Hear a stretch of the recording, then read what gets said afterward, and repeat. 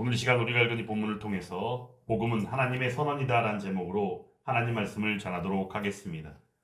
2026년도 들어서 아마 1월 한 달 정도는 복음에 대해서 말씀을 전하고자 합니다. 전하는 하나님의 말씀은 다 복음에 관한 것이지만 특별히 복음의 본질과 복음에 대한 구체적인 내용들을 본문으로 해서 말씀으로 전하고자 합니다. 우리는 이 시대에 살아가면서 복음이라는 단어를 너무나도 많이 접합니다. 그런데 중요한 것은 너무 쉽게 말한다라는 겁니다. 실로 복음주의라는 말이 요즘 시대에 참으로 많이 들리는 이야기입니다. 그러다 보니 복음주의라는 말을 들으면 복음에 대한 이야기니까 다 좋은 거구나 라고 우리가 생각한다는 거죠. 하지만 지난번에도 말씀을 전하며 언급한 것처럼 이 복음주의라는 말은 실제 1517년 종교개혁이 일어났을 때 종교개혁 자체를 두고 복음주의라는 표현을 썼고 그 가운데 특별히 마틴 루터를 통하여 종교개혁이 일어난 바 마틴 루터파들을 향하여 복음주의라는 표현을 썼습니다. 그리고 그 이후에는 종교개혁에 함께했던 이들, 그러므로 종교개혁주의자들에 대해서는 다 복음주의라는 말을 사용했던 역사가 있습니다. 하지만 그 이후에 점차적으로 이 복음주의라는 말이 팽창되어지고 확장되어져 이제는 이 복음주의라는 말이 우리가 진정 복음을 말하는가라고 이야기했을 때 거기에 대하여 우리가 물음표를 던지고 또한 미혹당할 말들이 너무나도 많이 들어있음을 우리가 잊어서는 아니 됩니다. 요즘 시대 복음주의라는 말 안에서 이야기하는 게 무엇인지 아십니까? 흐트러진 논리. 그러므로 이것을 우리는 단적으로 무엇이라 말하느냐? 진리가 훼손되어지거나 복음이 희석되어진 내용으로 말할 수 있습니다. 실제적으로 우리가 믿는 성경은 어떠합니까? 성경의 무오성을 말하죠. 처음부터 끝까지 어느 거 하나라도 1.1핵도 틀림이 없이 오류가 없는 하나님의 말씀으로 우리는 인정하고 믿으며 나아갑니다. 그런데 요즘 시대에 말하는 이 복음주의의 변형 안에서 특별히 신복음주의라는 한 부류에서는 이 성경에 대하여 무오성이라는 표현을 쓰지 않고 무류성이라는 표현을 씁니다. 성경의 무오성과 성경의 무류성, 여러분들이 들으실 때는 별 차이가 없는 것처럼 여겨지시죠? 하지만 엄청나게 다른 차이가 있습니다.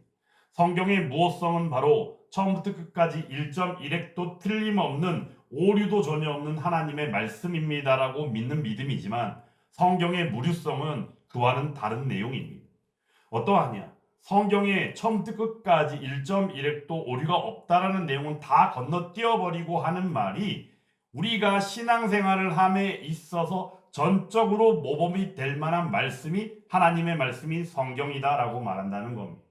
그러므로 하나님의 말씀인 진리, 이 진리에 대해서 이야기할 때 특별히 우리가 칼바르트의 신학이 있습니다. 신정통주의라고 말하는 칼바르트 신학에서 가장 크게 문제되는 부분이 있다면 바로 그것은 성경론의 문제가 있습니다. 성경론에 대한 문제의 인식이 바로 무엇이냐면 성경에 대해서 접근이 하나님의 말씀인데도 불구하고 인간의 작품 혹은 인간의 해석학에 따라서 달라지는 내용으로 이해한다는데 문제가 있다라는 겁니다. 얼마 전에도 말씀을 전하며 어떤 역사신학자가 나와 TV에서 말을 하면서 강단에서나 아니면 학생들을 가르칠 때도 자기가 하나님의 말씀인 이 성경에 대하여 이야기할 때 왜 명확하게 명제화해서 결론을 내리지 못하느냐라는 질문에 대하여 그가 대답을 이렇게 했다라고 전한 바가 있지요. 해석하는 사람이나 전하는 사람에 따라서 각자의 생각이 다르기 때문에 해석의 내용에 따라서 하나님 말씀이 달라질 수 있기 때문에 그렇게 단정지어 말할 수 없는 겁니다라고 말했다는 거예요. 여러분들 이야기 어떻게 들리십니까?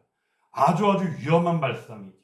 진리는 결코 우리가 이런 내용 저런 내용으로 생각을 담아 전할 수 있는 것이 결코 아닙니다. 왜냐하면 하나님의 말씀이요. 오늘 말씀의 제목처럼 하나님의 선언이 결국에는 계시로서 말씀으로 성경을 우리가 읽고 묵상하며 선포되는 말씀을 들으며 살아가고 있다라는 겁니다. 우리가 말씀을 전하면서 특별히 저가 이런 이야기를 드릴 수 있습니다. 무엇이냐? 하나님의 말씀을 전하면서 하나님의 말씀과 하나님을 믿는 믿음과 전혀 상관없는 어느 누구들을 예로 들면서 그들의 어떤 선한 행동들을 말하며 우리도 그런 사람처럼 되어야 하지 않습니까? 라고 말한다면 여러분들은 거기에 대해 동의하시겠습니까? 엄청나게 큰 문제가 있다는 것입니다. 제가 이 자리에서 말씀을 전하는 것도 결국은 저도 마찬가지고 여러분들도 마찬가지고 우리 한번 착한 사람으로 살아갑시다. 이런 이야기를 하고자 이 자리에 선 것이 아니다라는 거예요. 착한 사람으로 살아가자가 아니라 하나님을 믿는 하나님의 자녀요, 하나님 백성으로 살아가자라는 거예요. 그리고 그 가운데 먼저는 우리가 구원받았음이라는 그 은혜가 있다라는 것이 우리의 말씀 받고 말씀을 듣는 우리들의 입장에서 듣게 되어지는 주 핵심의 내용임을 우리는 결코 잊어서는 아니 되더라라는 겁니다. 그러므로 말씀을 전하면서 예화를 드는데 예화에 얼토당토 않는 사람들의 예를 들면서 우리도 저런 사람들처럼 돼야 되지 않겠습니까? 라고 말한다면 결국에는 엄청나게 문제가 있더라라는 겁니다. 우리가 볼 때 착하고 선한 사람은 어찌 보면 교회보다요 저 세상에 더 많이 있을 수 있어요. 착하고 선한 사람은 우리가 볼 때 어떠합니까? 예를 들어서 돈을 많이 벌어서 아니요 돈을 많이 벌지 않아도 기부를 많이 한 사람들 보면 우리는 어때요? 아 훌륭하다. 아 선하구나. 여러 가지로 본받아야 될 부분이 있구나라고 우리는 여긴다라는 겁니다. 그런데 교회에서 말씀을 들으면서 우리가 그런 사람을 본받자라는 이야기가 한 것이 아님을 여러분들 분명히 아시기 바랍니다. 이쪽이냐 저쪽이냐 저는 분명하게 선을 그어 말씀드리고 싶습니다. 이쪽이냐 저쪽이냐의 기준은 이미 세상이 갈라놓은 기준점이요. 세상이 갈라놓은 기준점은 사단 마귀가 주는 함정과도 같다라고 저는 생각해요. 그러므로 이미 어느 누군가가 저에게 목사님은 이쪽이세요 저쪽이세요라고 말한다면 저는 이쪽이다 저쪽이다라고 말하지 않습니다. 저는 오직 하나님의 말씀의 터 위에 서 있습니다라고 말한다는 거예요. 그리고는 뒤에 이어서 말합니다. 그러므로 하나님의 말씀이 터 위에 서 있으면 분명하고도 확실하게 하나님이 보실 때 옳고 그른 것이 무엇인지를 밝히 볼 수 있다라고 말합니다. 그렇다고 한다면 동성애에 대해서 죄라고 말할 수 없을까요? 말할 수 있게 되겠죠. 낙태를 허용하는 데 대해서 좋다라고 여길까요? 이런 상황 저런 상황 제껴놓고라도 생명을 쉽게 여기는 마음들 가능한 일일까요? 그건 결국 살인이잖아요. 그런데 그러한 것들도 밝히 제대로 볼 수 있게 된다라는 거예요. 목회자는 분명하고도 확실하게 분명한 기준이 있어야 된다고 생각합니다. 그것은 바로 신학적인 정당성이며 그리고 또한 그 가운데 살아온 바 신앙적인 온전한 고백 가운데 가능하다라고 저는 생각해요. 그러면 사랑하는 여러분, 미약하지만 우리들만이라도 반듯하게 하나님의 말씀의 터 위에 서서 이쪽이냐 저쪽이냐는 말도 안 되는 논리 가운데 휘둘리는 그러한 논리와 세상 가운데에서 우리가 승리하며 나아갈 수 있기를 간절히 원합니다. 저쪽 생각을 갖고 있는 이들은 말도 안 되는 논리들이죠. 어느 거 하나라도 제대로 된 게 하나도 없어요. 그럼 제가 반문 하나를 하고 싶은 건 뭐냐면요. 그러면 이쪽에 있다는 사람들은 그러면 전적으로 100% 온전합니까? 100% 완전한 것은 오직 하나님 말씀밖에 없다는 거예요. 그러므로 저는 이쪽이냐 저쪽이냐의 기준에서 그것은 세상이 우리에게 주는 전략이요 함정이다라고 말하고 싶다는 것. 그러므로 우리 예수함께교회는 연약하지만 오직 하나님의 말씀의 터 위에 서서 하나님의 사람들이 될 수 있기를 주님의 이름으로 축원합니다. 이 시대를 살리는 길은 오직 하나님 말씀이 진리밖에 없어요. 방금 전에도 말씀드린 것처럼 복음주의 안에서 이런저런 말로 흐트러진 요즘 시대 우리의 모습을 보게 됐죠. 성경의 무호성인가 무류성인가 여러분들은 무엇이 맞다고 생각하십니까? 무류성이라는 말 자체도 틀리지는 않아요. 왜냐하면 우리가 신앙생활을 함에 있어서 하나님의 말씀이 전적인 우리의 모범이 되는 것은 분명한 사실이기 때문입니다. 그런데 문제는 무엇이냐면 그 접근이 문제더라라는 겁니다. 여러분들 이런 이야기 들어보셨죠? 그들과 신학적인 괴는 같이 하지 않지만 하나님 나라를 위해서는 같이 일할 수 있습니다. 이거 누구 얘기인지 아십니까? WCC를 따르는 사람들이 하는 말들이에요. 하나님의 말씀에 대해서 이렇게 저렇게 해석하고 또 다른 말로는 다른데 구원이 있다라고 말하는 예수 외에도 구원이 있다라고 말하는 이들인데 그들 안에서 이야기할 때 하는 말이 이렇게 말한다는 거예요. 아 말은 달러. 아 생각은 달러. 어찌됐건 간에 근데 중요한 건 다 하나님 나라의 일을 하는 사람들 아니야? 그러니까 우리 같이 일하는 건 이상한 거 아니잖아. 이렇게 말한다는 거예요. 여러분 이거 상당히 심각한 문제라는 거 아셔야 돼요. 머릿속의 생각과 우리가 가지고 있는 마음이 완전히 딴 데가 있고 완전히 다른데 어떻게 같이 일을 할 수 있습니까? 그들이 꿈꾸는 하나님 나라는 결코 같은 하나님 나라일 수 없다는 겁니다. 이처럼 우리가 생각하는 바 이 시대는 흐트러진 시대입니다. 진리가 훼손되어지고 또한 복음이 희석되어지는 시대. 그러므로 말미암아 요즘 시대에서 우리는 이 복음이라는 말을 너무나 익숙한 우리의 믿음의 고백으로서의 이 하나님 베푸신 은혜로서가 아니라 너무 익숙한 하나의 종교 용어로 우리가 생각하게 되었다는 겁니다. 그러므로 교회 안에서조차도 복음이 나 자신을 바로 알고 나의 자아가 무너짐으로 말미암아 하나님 신앙으로 채워지는 것이어야 할진데 오히려 그것이 아니라 그냥 그 사람을 돕기 위하여 있는 도구가 복음인 것처럼 말하는 경우들이 많아졌다라는 겁니다. 복음은 우리에게 도구입니까? 복음은 결코 우리에게 도구가 될 수 없습니다. 복음은 우리를 살리게 하시는 하나님의 선언이다라는 것이에요. 그러므로 우리에게 이 복음은 위로가 필요할 때 꺼내는 말이 되어서도 안 되고 실패했을 때 다시 일어나라고 건네는 말에 머물러서도 안 되며 삶이 힘들다고 그래서 곁에 두어서 뭔가 처방처럼 여기는 그런 일들이 되어서도 안 되고 그러므로 성경이 말하는 복음은 그러면 어떤 것이냐? 복음은 우리를 그저 도와주러 오기 위해서 온 말이 아니라 우리를 판결하고 우리 자아를 무너뜨리고 다시 우리를 생명으로 살리게 하시는 하나님의 선언이 복음임을 우리는 잊어서는 아니 된다라는 겁니다. 오늘 우리는 새해를 열어가며 이 복음을 다시 우리의 중심에 세우고자 합니다. 그러므로 복음을 사용하려는 사람이 되어서는 안 됩니다. 오히려 복음에 의해 붙들린 사람으로 살아가는 저와 여러분들이 되기를 간절히 주님의 이름으로 축원합니다. 오늘 말씀 가운데 사도 바울이 뭐라 그럽니까? 복음을 부끄러워하지 아니한다고 그랬잖아요. 복음을 부끄러워하지 아니하는 거, 이거 엄청난 거예요. 여러분들 복음을 부끄러워하십니까? 아니 요즘 시대 복음이란 말 들으면 그냥 편하게만 생각하죠. 아 복음은 나를 위해 있는 거야. 아 주신 은혜 얼마나 감사해. 양손을 들고 하나님 감사합니다. 그렇죠. 하나님 앞에 감사하는 건 당연한 일이겠죠. 근데 우리가 우리들 자신의 자아도취된 거예요. 하나님은 우리의 그런 모습을 보시고 기뻐하실까요?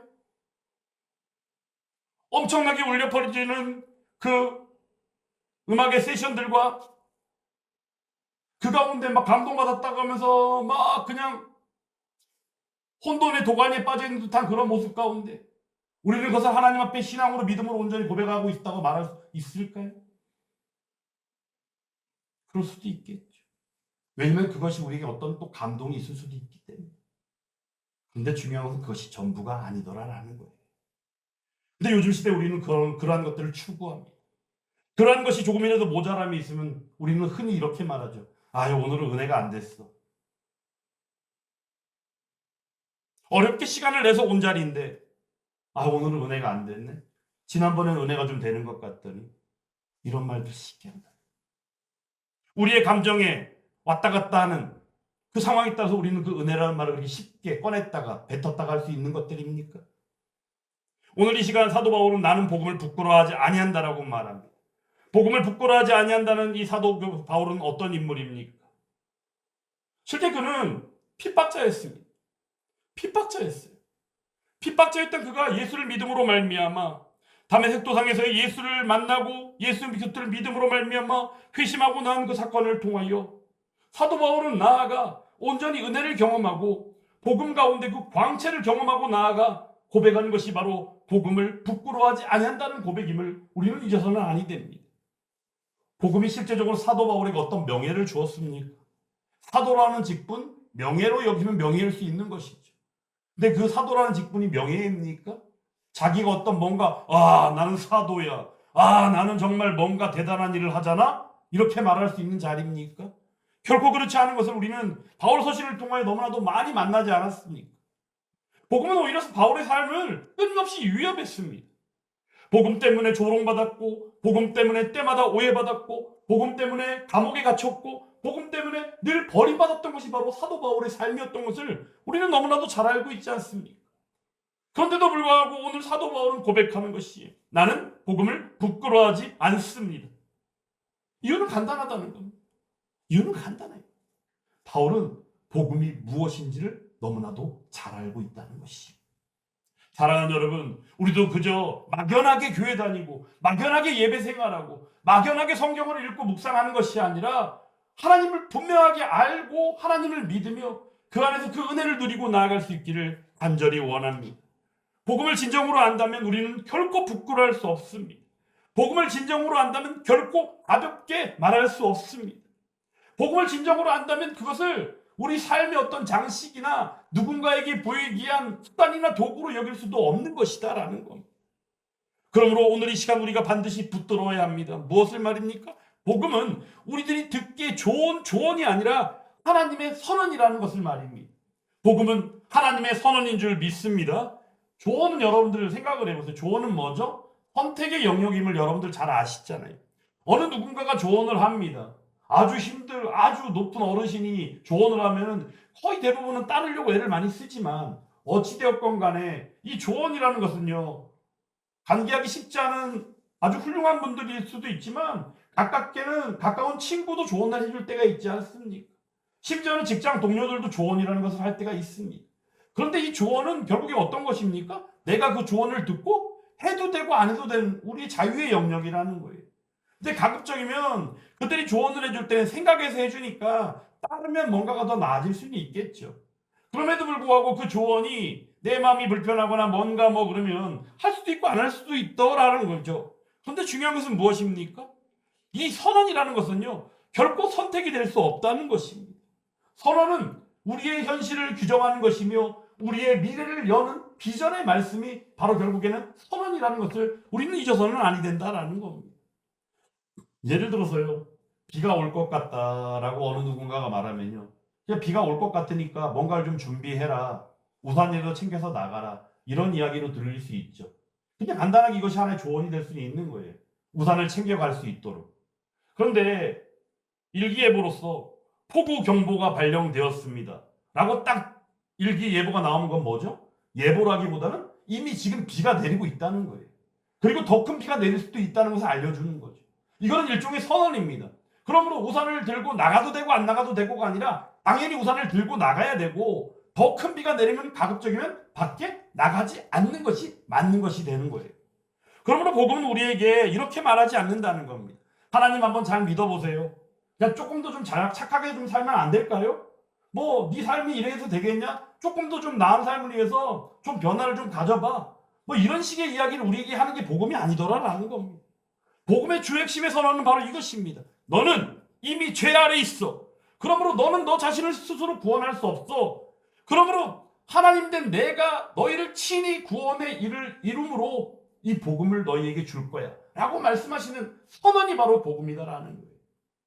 근데 요즘 시대의 복음이요, 신앙생활도 말할 때 우리는 그죠, 뭔가 좀 차분하고 경건하고 또 뭐 평온하고 뭔가 여유 있고 뭐 이런 식의 생각들을 한다는 거예요.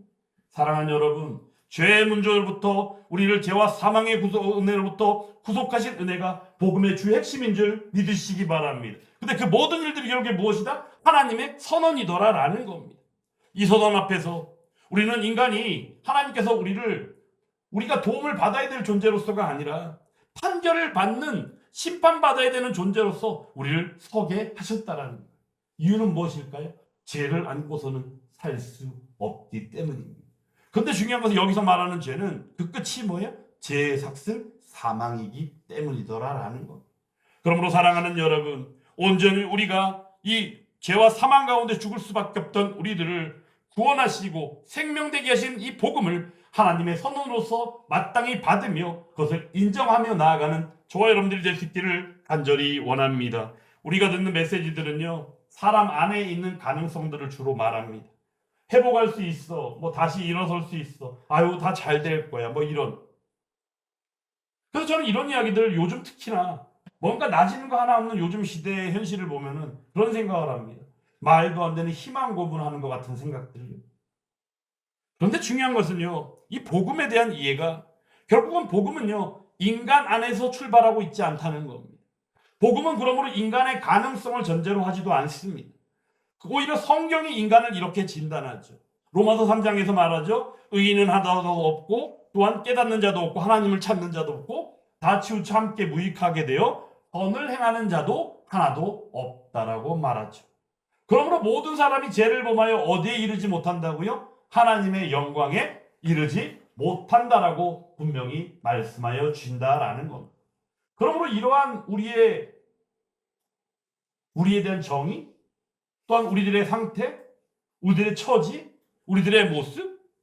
근데 중요한 것은 이런 말씀들에서 사람들은 어떻게 요즘 시대 불편해한다는 거예요. 왜? 자존감을 무너뜨리고 뭐 이렇게 왜 혐오하냐, 왜 그렇게 미워하냐, 그러면서 갖다 붙이는 말이 사랑 타령을 이제 하게 되는 거죠. 예수님은 우리에게 사랑으로 오셨잖아요. 사랑한다면 어떻게 그렇게 말합니까? 왜 정죄합니까? 뭐 이런 식으로 말한다는 거예요. 근데 여러분, 중요하게 우리가 기억해야 될 게 뭔지 아십니까? 식물조차도요, 우리가 볼 때, 키울 때 식물 어떻게 해요? 물도 잘 주고 또 막 쓰다못스 막 이렇게 입도 만져줘가면서 사랑을 주잖아요. 근데 그 사랑은요, 그저 그렇게 오냐 오냐 하는 게 사랑이 아님을 우리가 식물을 키우면서도 느낄 수 있다는 거예요. 식물도 어떨 때는 어떻게 해요? 우리 샤워기 물 있잖아요. 세게 틀어가지고 막 이렇게 해줘요. 이 식물이 예를 들어 어디 바깥에 비가 오나 눈이 오나 밖에서 좀 있는 상황이 되면 밖에서 비를 맞는 것도 좋고 좋을 텐데, 그게 아니라 집안에서 키우는 식물들은 재배할 때 우리요, 저도 가끔씩 가서 그렇게 하거든요. 욕실에다가 식물 갖다가 화분 갖다 놓고 샤워기 물 채고 쓴 거 틀어놓고요, 막 이렇게도 스트레스를 줘요. 이유는 뭔지 아십니까? 오히려 잎이 더 쌩쌩해진다는 거예요. 이게 바로 원리라는 거예요. 생명의 원리는 이렇게 우리에게 은혜를 준다는 것입니다. 그러므로 사랑하는 여러분, 우리에게 주신 이 사람들에 대한 진단, 그리고 우리들 자신에 대한 진단, 그러므로 이 진단을 우리가 받아들이지 않는다면요, 복음은 결코 우리에게 복음이 될 수 없어요. 죽은 자에게 필요한 것은 바로 무엇일까요? 조언입니까? 아닙니다. 죽은 자에게는 생명이 필요하다는 거예요. 그러므로 그 생명을 우리는 복음을 통하여 누렸다는 것입니다. 그러므로 오늘 말씀 가운데 복음의 심장부에 해당하는 바로 하나님의 의가 나타났다라는 표현이 나타난 것이, 복음에는 하나님의 의가 나타났어. 여기서 말하는 의는 무엇일까요? 우리가 생각할 때 의하니까는 의로운 것, 착한 것, 어떤 도덕적인 수준, 윤리적인 것, 뭐 이렇게 생각하게 되죠? 아닙니다. 여기서 말하는 의는 무엇이냐? 하나님 앞에서 의롭다 하심을 받는 신분을 말한다라는 겁니다. 그러면 이 의를 누구를 통하여? 예수님을 통하여. 어느 누구도, 어떤 인간도 하나님을 만족해 할 만한 의를 가진 이가 없습니다. 그러므로 친히 말씀이 육신이 되어 이 땅에 오심으로 말미암아 참 하나님이요 참 사람으로서 우리의 예수님이 하나님이 만족하실 만한 의로서 주신 바 우리를 생명되게 하신 것이 바로 복음이더라라는 것입니다. 종교개혁자 마틴 루터도 심판자 하나님 앞에서 늘 두려움만 느끼며 살았습니다. 그래서 작은 거 하나 할 때도 이거 하다가 내가 죄를 지어서 하나님 두려워, 하나님이 심판하시면 어떻게 하지? 늘 그렇게 두려워하며 살았던 거예요. 당연히 그러면 마틴도 잠을 잘 잤을까요? 잠도 못 이루겠죠. 늘 두려움이 있습니다. 그러다가 어느 날, 오늘 이 로마서 1장 17절 말씀, 그 가운데 깨달아지고 그 가운데 하나님의 그 은혜를 느낀 바, 그래서 나온 바 바로 이 하나님의 복음, 그래서 하나님의 의가 나타난 이 복음이 결국엔 마틴 루터도 온전히 누리게 된 하나님의 은혜임을 생각할 때에 이 의는 결국은 무엇입니까? 우리에게 요구된 것이 아니라 이 땅에 우리에게 오신 우리의 하나님 예수 그리스도를 통하여 나타나게 되었다는 거예요. 그래서 오늘 말씀 가운데도 뭐라 그럽니까? 하나님의 의가 복음에 어떻게 됐다고요? 나타났다라고 말씀하시고 있더라라는 겁니다. 사랑하는 여러분, 우리 사람이 하나님께 의를 가진 것이 아닙니다. 하나님께서 우리 인간들에게 의를 더하여 주신 것이에요. 그러므로 죄인의 신분이 의인의 신분으로 바뀌어지게 된 이 놀라운 사건이 바로 복음으로 말미암은 하나님의 은혜의 사건임을 우리는 기억해야 합니다. 그럼 우리는 어떻게 해야 할까요? 목숨처럼 생각하고 붙들어야 되는 복음의 중심, 바로 하나님의 의로서 의인의 신분되었음에 넘치는 감사와 감격 가운데 함께하는 저와 여러분들이 될 수 있기를 주님의 이름으로 축원합니다. 복음은요, 어떤 가능성도 어떤 제한도 말하는 것이 아닙니다. 복음은요, 하나님 편에서 볼 땐 이미 끝난 사건이에요. 그런데 우리를 통하여 지금 현재 보이시고 밝히 드러나게 하시는 사건이기도 하다라는 겁니다.